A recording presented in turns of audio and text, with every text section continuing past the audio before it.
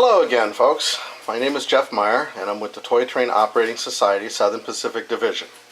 Today our video review is going to be of another simple to add-in item, and this is the Plug and Play 6808208 Bungalow House by Lionel.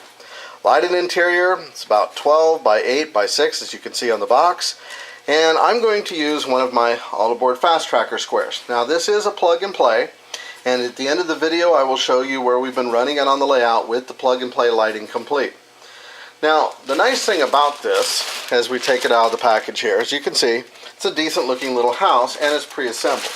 There are other houses out there and other manufacturers where you have to put together the walls, and if you're all thumbs like I am, sometimes the walls don't stay up before the ceiling gets on. So what we're going to do is, you can see, is take it out of the clamshell packaging. Pretty simple packaging.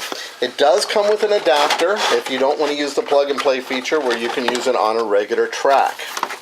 As you can see, it comes out pretty easy. We'll just set this box aside. And as you can see, pretty good looking little house. So I believe in doing the simpler things in life because it entertains folks. And it's a lot of fun. So as you can see, the house is pretty well textured. As you can see, it's got good detail on the ceiling. So if somebody wanted to weather this or add some interior detail, you can see where the light is and the plug and play harness. And again, there is an adapter harness that goes on the end of this plug and play to where you can just clip it on any track. So from there, there's your chimney side, back door, or side door, I guess, if it's a garage, your front door, your porch.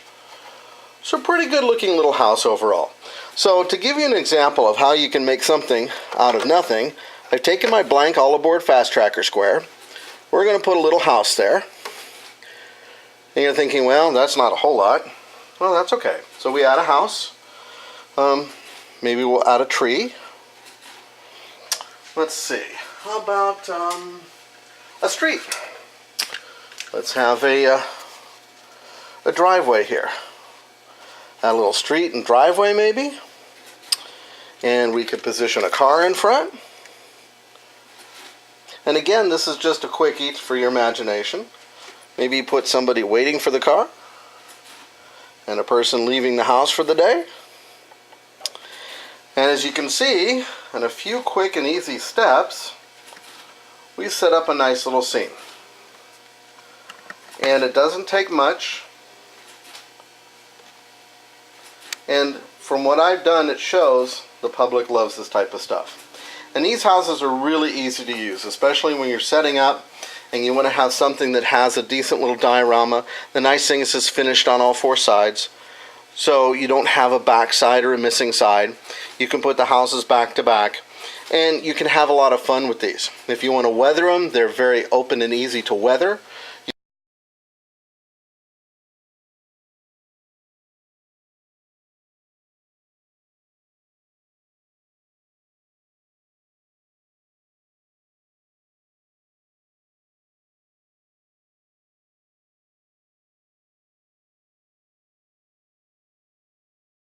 You could add details to them. And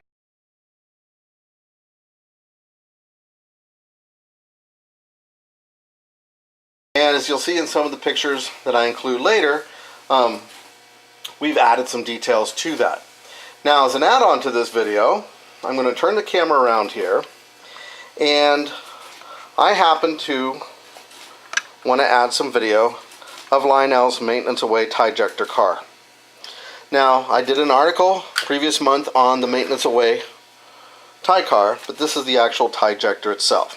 As you can see, it's fairly well made. It's got some good detail. You've got the cabman in the front, headlight in the front, operating headlight. There's your Tie-Jector mechanism, coil coupler, dual pickups, got a traction tire on it, and actually for what feel, it's got a substantial feel to it, a good quality feel to the plastic.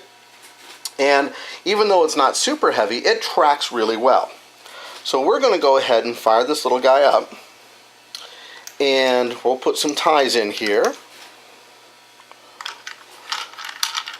Now the nice thing is that it comes with extra ties, and I would recommend getting the trailer car because it's neat. As you can see, I mentioned in the article, there's two different length cables. One is the shorter cable that came with the car. This is the longer cable. As you can see, there is a difference when you want to put them on. So if you do want to attach the cable to use the center pickup as an added pickup for the engine, please go with the longer one. The shorter one fits, and I've used it, but it's a lot easier with the longer one. Or if you're not using them and they work, because so far this thing's worked great on any switch I've used it on, you can throw them in the back as another tool that the folks on the railroad are using. So what we're going to go ahead and do is position this guy up. We'll slide this over here, make a little bit of a curve, and I'm going to go ahead and fire up this car. And I put it on ID 54. So as you can see on the remote, it's on 54, and as I dial it up, it's going to go forward, hit my direction button, and it'll go back. I can fire the rear coupler, slow it down. We'll back it up a little bit more, see if I can't get that car hook up. Okay, we'll pull forward. As you can see, it goes through the straights really, or the switches really well. Let me zoom back out of that, and I'm going to get more of a picture of the switch. As you can see, it goes through the switch either way, and if I want to run it straight through the switch,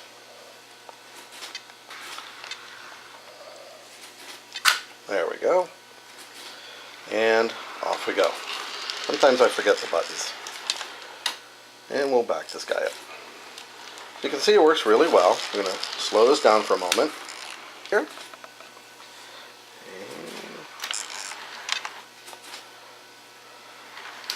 And there you go. And like you say, it makes a great little consist.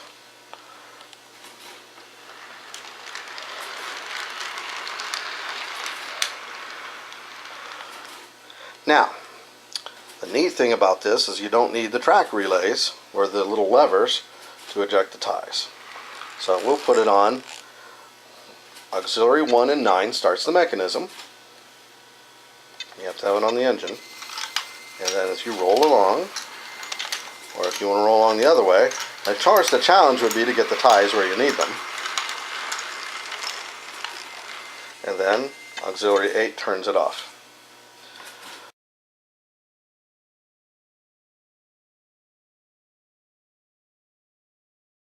Tie-Jector car and the video for the Lionel Bungalow house. It's plug and play.